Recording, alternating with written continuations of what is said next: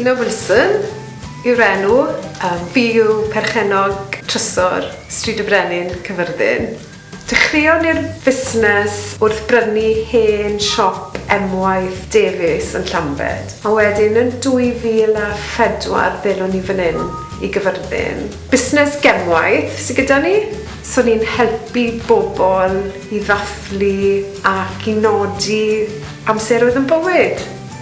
So i ni'n gwerthu pethau bach fel clustlusau arian, lan i modrwyon, dyweddio a modrwyon priodas. I ni'n gweithio gyda Sarah Jordan.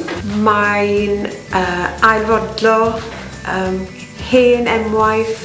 Hefyd, mae wedi cynllunio gemwaith Cymraeg ar gyfer Trysor. So mae gyda ni stori fach Gymraeg sydd yn unigryw i ni.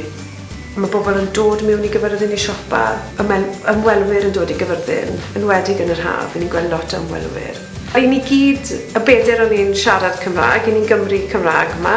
Fi'n credu bod yn bwysig i'r iaith Gymraeg bod yn cael ei siarad o ddydd i ddydd.